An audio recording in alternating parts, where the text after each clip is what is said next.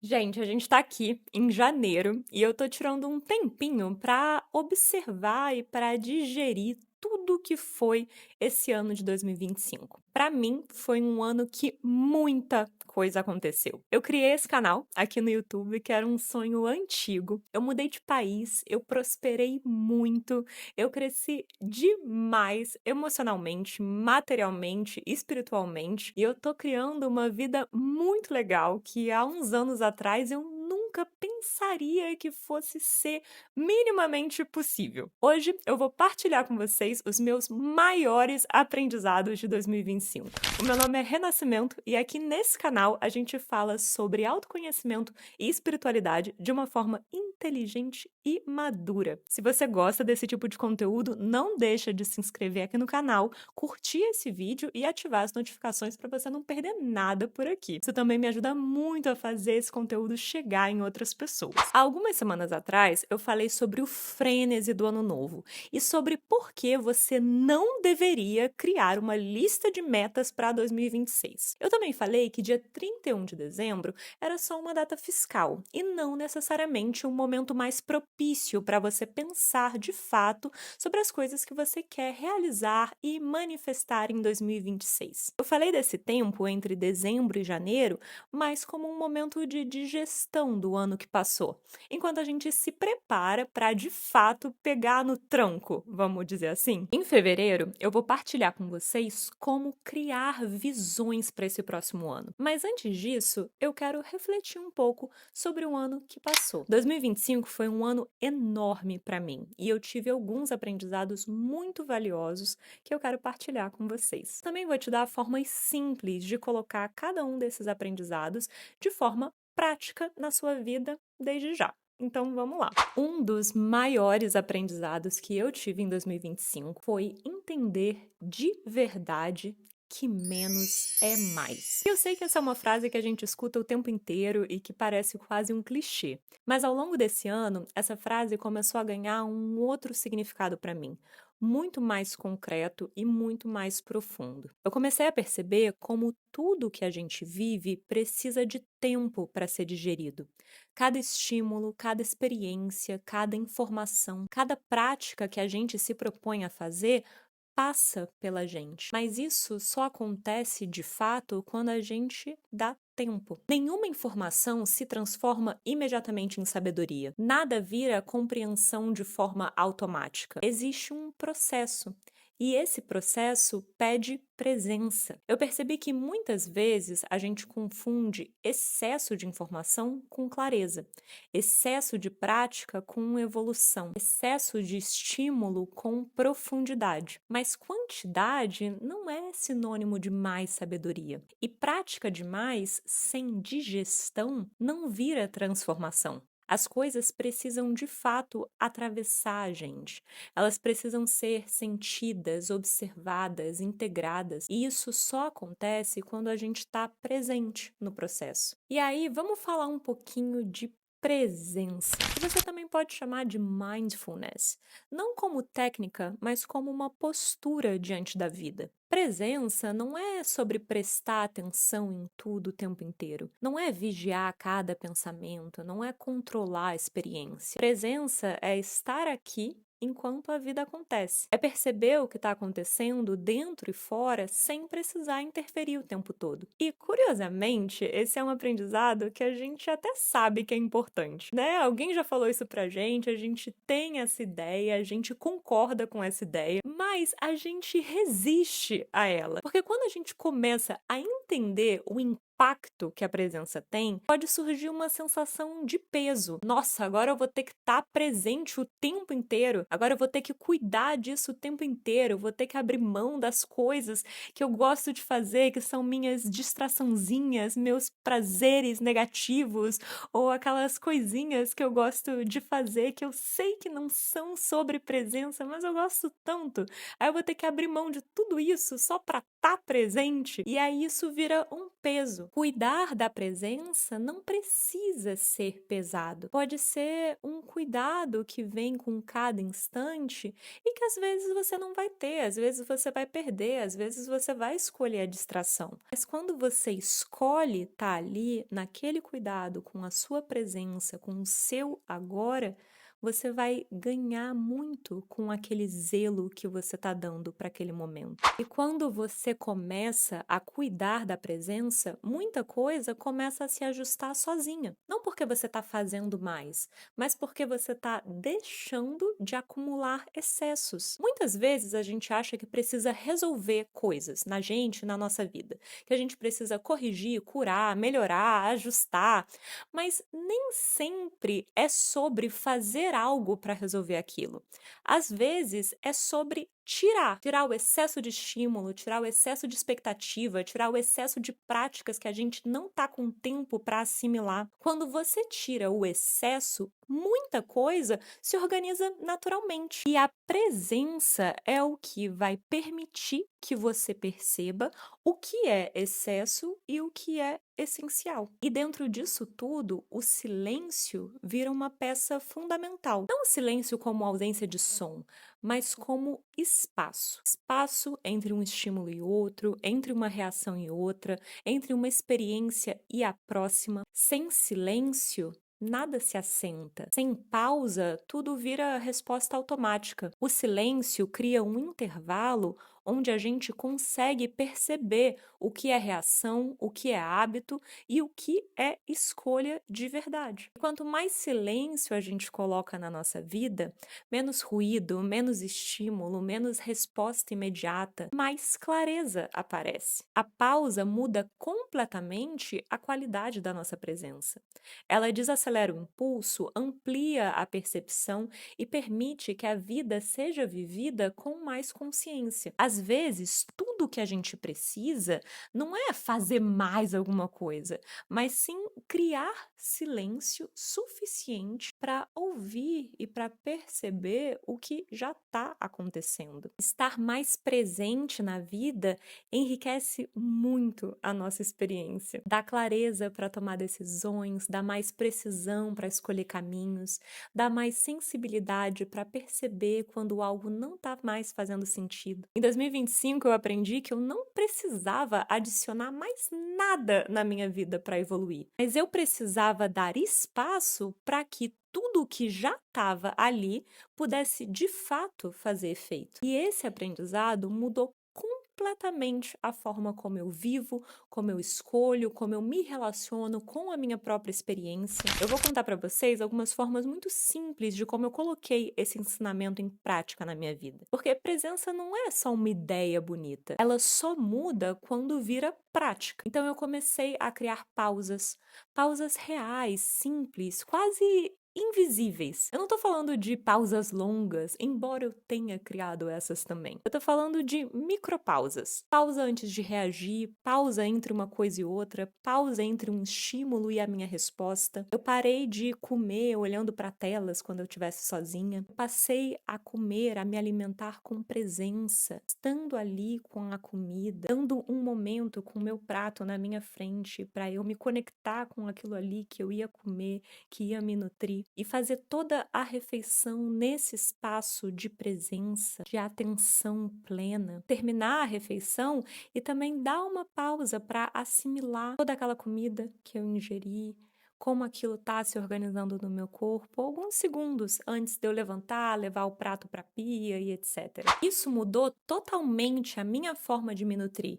E eu, sinceramente, nunca senti o meu corpo tão saudável. Eu também mudei muito a minha forma de despertar, de começar o dia. Eu comecei a cuidar muito mais desse primeiro momento do dia. Hoje, quando eu acordo, eu não pego direto o meu celular. Eu fico ali, alguns segundos na cama, só percebendo como eu acordei, como está meu corpo, como está o meu dia. Começo a me mexer com calma, eu mexo meus pés, eu mexo minhas mãos, eu dou aquela espreguiçada boa. E aí eu abro as janelas, eu deixo a luz entrar. concentrar e eu me dou um tempo para assimilar aquela luz antes de eu, enfim, pegar o meu celular e ver que horas são e ver as mensagens e etc. Pode parecer um detalhe, mas faz muita diferença, porque a forma como a gente começa o nosso dia influencia o dia inteiro que a gente tem pela frente. E eu comecei a inserir pequenos momentos de introspecção ao longo do meu dia. Não como uma prática formal, mas como um cuidado. Contemplar os pássaros voando, a brisa que chega no final da tarde. E,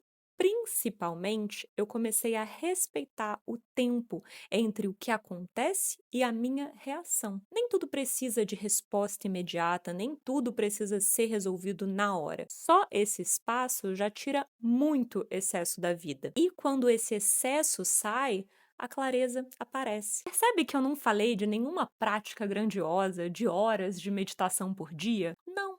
Você não precisa daquilo que é perfeito. Você precisa daquilo que é possível. E isso faz muita diferença.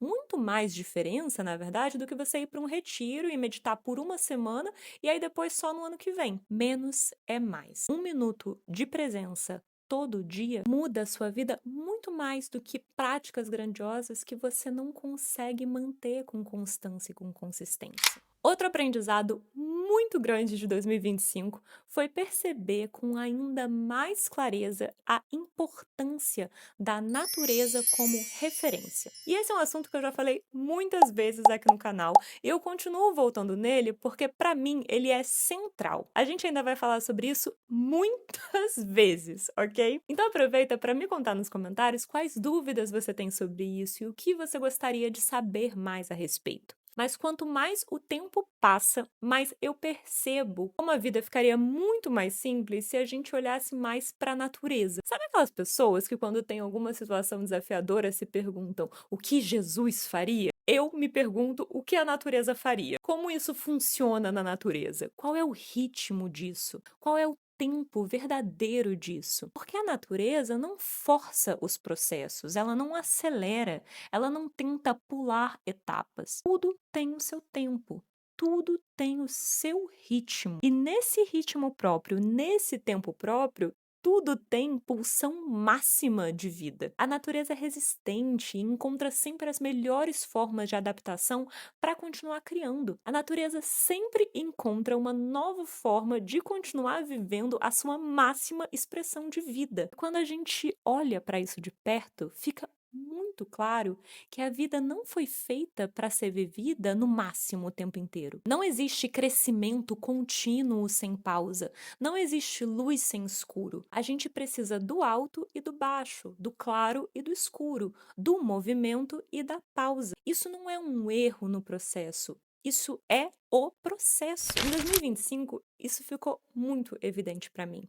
Eu comecei a perceber como muitas vezes a gente entra num conflito desnecessário com os nossos próprios estados internos. Quando a energia cai, a primeira reação que a gente tem geralmente é como eu vou mudar isso, como eu vou me estimular, como eu vou me empurrar para voltar a ter aquela energia alta, para voltar para o alto o mais rápido possível. Mas a natureza não faz isso. Quando chega o inverno, a natureza não tenta fingir que é verão. Quando o dia escurece, não existe resistência à escuridão, existe recolhimento. E quando eu comecei a aplicar isso na minha vida de forma mais consciente, tudo começou a ficar mais leve. Em vez de olhar para um dia com menos energia como um problema, eu comecei a olhar como um convite. Olha eu aqui hoje com menos energia.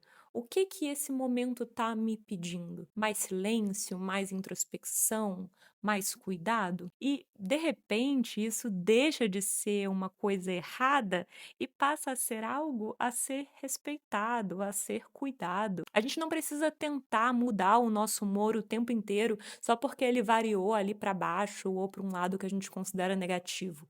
A gente não precisa estar sempre motivada, produtiva, inspirada, positiva. Os dias, assim como na natureza, às vezes são de sol, às vezes são de chuva. E tá tudo bem. Quanto mais a gente se acolhe nesses momentos de contração, mais fácil fica atravessá-los. E, curiosamente, menos tempo eles duram, porque a resistência prolonga. Quando a gente aceita, a gente integra aquelas novas informações de forma mais rápida. A natureza ensina isso o tempo inteiro.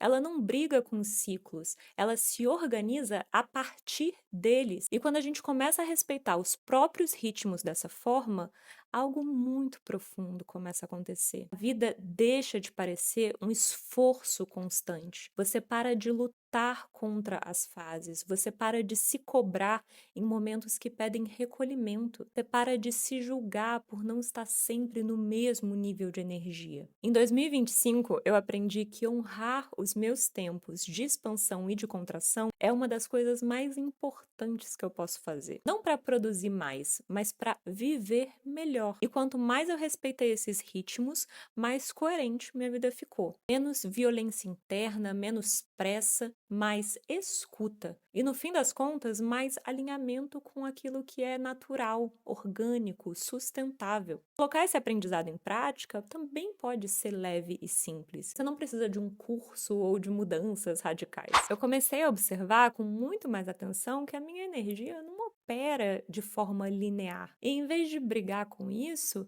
eu comecei a me perguntar: o que o meu corpo precisa aqui? E agora? Eu respeitei o recolhimento. Quando o meu corpo pedia pausa, eu parei. Quando pedia silêncio, eu criei silêncio. Claro, não o tempo todo, também não acertei tanto assim, mas eu pude me dar mais introspecção. Eu cuidei muito também do meu ciclo menstrual, com os nutrientes adequados para cada fase e muito descanso durante a menstruação. Isso tudo exigiu uma coisa muito importante: flexibilidade. Eu fui soltando as ideias rígidas do tipo, não, isso tem que ser feito hoje, isso precisa acontecer agora, eu tenho que dar conta disso desse jeito. Eu me tornei mais adaptável, mais flexível, menos presa a uma ideia fixa de como a vida deveria funcionar. E quanto mais eu respeitei esses ritmos, mais fácil tudo ficou. Menos conflito interno, menos sensação de estar sempre atrasada, menos luta contra mim mesma. A natureza não funciona à força. Quando eu parei de tentar funcionar assim também, muita coisa começou a fluir com mais naturalidade. O terceiro grande aprendizado de 2025, para mim, foi aprender a me identificar menos com as coisas. Me identificar menos com as histórias, com as situações, com o que o outro faz ou deixa de fazer. E isso, na prática, muda completamente a forma como a gente vive, como a gente se relaciona e onde a gente escolhe colocar a própria energia. Eu comecei a perceber como grande parte do nosso sofrimento não vem necessariamente daquilo que acontece, mas de como a gente se mistura com aquilo, do quanto a gente se agarra a uma narrativa, a uma emoção, a uma ideia sobre nós mesmos e sobre o outro. E quando a gente se identifica demais, tudo ganha um peso que talvez não precisasse ter. O budismo apresenta pra gente essa noção das paixões, não só no sentido de desejo, mas de tudo aquilo que nos captura, que nos puxa para dentro de um movimento emocional ou mental do qual a gente perde distância. As paixões são esses apegos, às ideias, às reações, às expectativas, às histórias que a gente cria. E quanto mais a gente se apega, menos clareza a gente tem. Em 2025, isso tudo que eu já sabia de forma racional e que já tinha se apresentado diversas vezes ao longo da minha vida, ganhou mais profundidade. Eu comecei a perceber quantas vezes eu me envolvia demais com situações pequenas, com algo que alguém disse, com um gesto, com uma interpretação, e aquilo ia crescendo, ganhando camadas, virando uma coisa muito maior do que realmente era. Quando você está muito identificado, tudo parece pessoal, tudo parece sobre você, tudo parece exigir uma resposta sua. E o que eu aprendi foi que você não é tão importante assim. Nada é tão pessoal assim. Nem tudo pede reação, nem tudo precisa ser levado tão a sério. Isso não é sobre indiferença.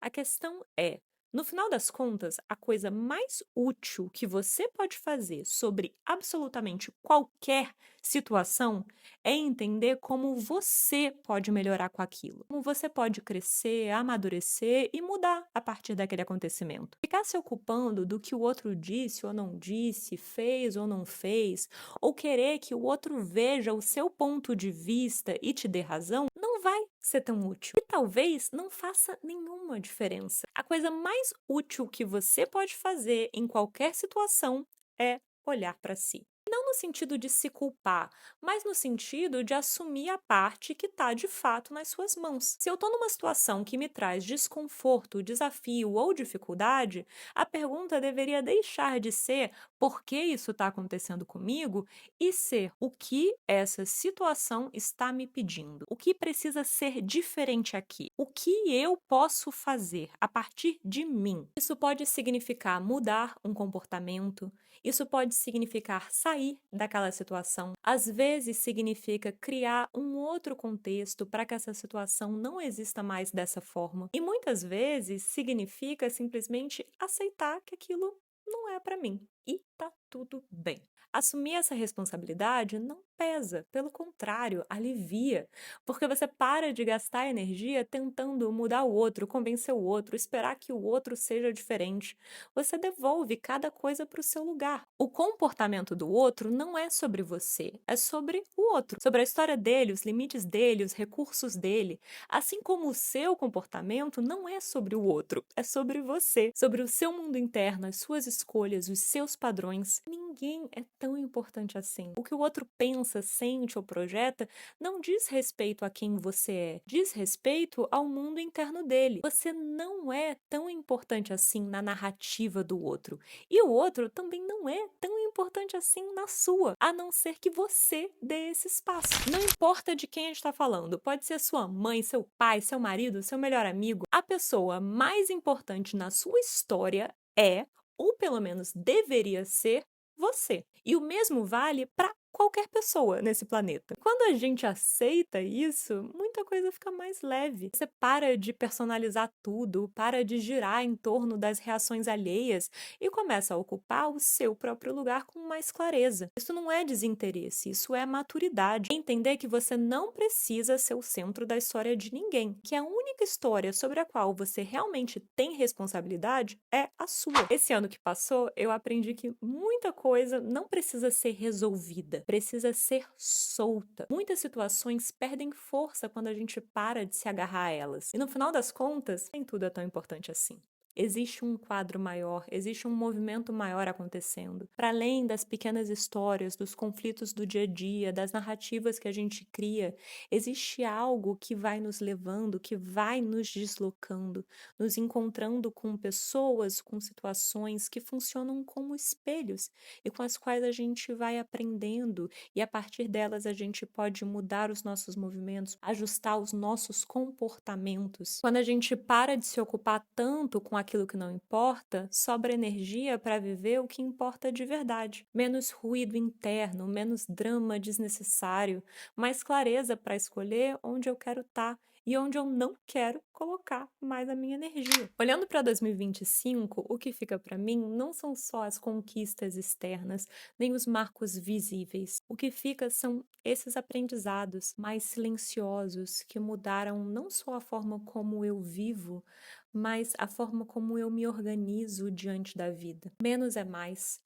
A presença transforma mais do que o excesso de prática. A natureza ensina pra gente sobre tempo, ritmo e respeito aos ciclos. E se identificar menos com as histórias traz mais leveza, mais clareza e mais responsabilidade com a nossa própria vida. E se você perceber, nada disso é sobre fazer mais, mas sim sobre tirar excessos, tirar ruído, tirar distração, tirar a ilusão de que a gente precisa controlar tudo, entender tudo ou resolver tudo agora. Talvez esse seja o convite mais honesto que eu posso deixar aqui. Observar a própria vida com mais presença. Perceber onde você está gastando energia à toa, onde você está se ocupando de coisas que não são tão importantes assim. E onde existe um movimento maior te convidando a viver de forma mais simples, mais coerente e mais verdadeira. A vida não precisa ser o tempo inteiro intensa, expansiva ou produtiva. Ela precisa ser viva. E isso inclui silêncio, pausa, contração, dúvida, espera. Tudo isso também faz parte do processo. Se esse vídeo te trouxe alguma reflexão, deixa aqui para mim nos comentários o que mais ressoou para você. E o que você aprendeu em 2025? O que você soltou? O que você mudou? Me conta. E se você gosta desse tipo de conversa sobre autoconhecimento e espiritualidade, não deixa de se inscrever aqui no canal, curtir esse vídeo e ativar as notificações. A gente se vê no próximo.